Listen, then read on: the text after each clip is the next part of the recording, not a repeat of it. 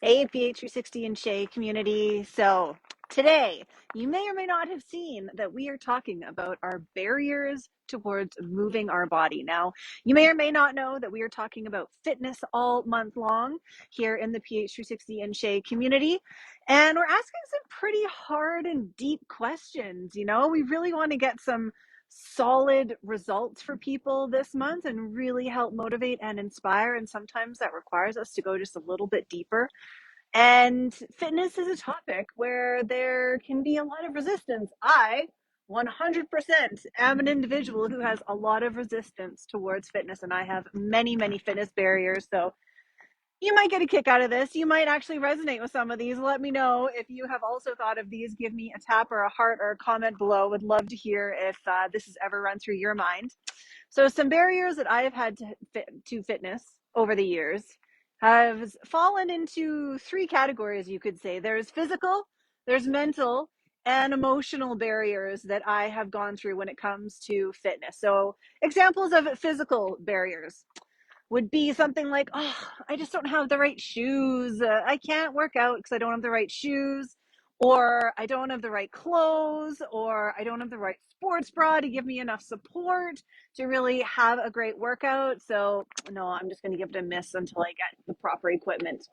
And then there's the mental barriers, which are more like, oh, I've got so much to do. I just don't have the time right now to go work out. I need to prioritize getting this next task done instead of going out and moving my body and being much more in my mental space than I am in actually taking care of my physical space, you could say.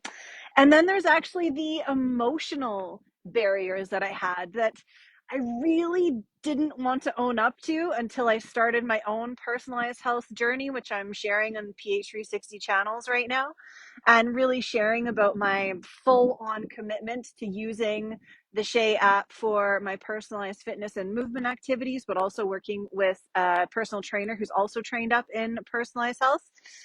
Really gave it a crack because I've never really gone deep onto my fitness before because I'm just not that motivated in that space, but decided to. And once I got the support, once I got the shoes that I needed, the support that I need, the clothes that I wanted to work out, I didn't have any of those excuses anymore. This whole new area of resistance and barriers opened up for me when it came to fitness and why I procrastinated around it and why I wasn't too interested in it. And it was really vulnerable, and it made me really honest and feel quite insecure around myself around why I didn't prioritize the fitness. And it was around not wanting to look silly or stupid if I go to the gym and I don't know what I'm doing. Or if someone sees me working out at the park and they're judging me, and someone that's so out of shape or unfit, what they're going to think about me if I am, doing laps around the park or doing step ups on the park bench. Like, I just remember going to the park and feeling so insecure about other people watching me doing my exercises out in public and what they would think about me and how they would judge me. And yeah, going to the gym and doing the same thing, not knowing really what I was doing. And if other people knew better and if other people would laugh at me, that made me feel really insecure. And also just insecure about my own body type and wearing fitness clothes and what other people might think or say about my body when I am working out, because it's not the, mainstream beauty standards of what a body should look like. And so it just, working with the personalized trainer that I did and really going deep on my fitness journey, it really stripped me down bare naked into working through all of these barriers. And I didn't even realize I had all these emotional barriers. And it was actually the emotional barriers that were so much harder to work through and confront than the physical or the mental. It was easy for me to get some shoes or to get the right bra for support. It was easy for me to actually block it out in my calendar and prioritize getting fitness and movement into my daily routine. But it was working through all the emotional stuff that, that was really tough. That was really confronting, but I'm so glad that I stuck to it, and I'm still continuing to stick to it. It's something that I still come across, even though I've been working on my personalized fitness for well over a year and a half now, I guess. And it's still something that I come up against, and it rears its ugly head in many weird and wonderful ways all the time, and feeling insecure about my body and feeling insecure about moving my body and what other people might think about me when I am moving my body. And that's really where the whole confidence piece came into it. Excuse me, when I was working with my personalized trainer and told them that I wanted to feel confident in my body and actually claimed that out loud, which was really powerful for me. And so feeling that support, that genuine support from my personalized health trainer to help me feel confident, to give me the skill of fitness for me to really practice at it and feel good in my body, feel strong and powerful in my body, and really defining and working on those goals was such a game changer for me, because it did help me feel more confident in my body when I was going out into public and moving.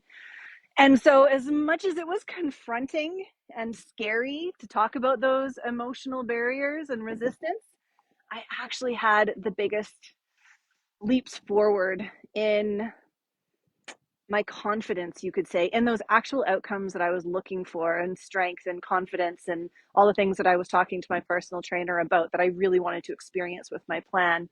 It was going through the emotional barriers that really just smashed through all of those results that I was looking for, that I was so over the moon about achieving.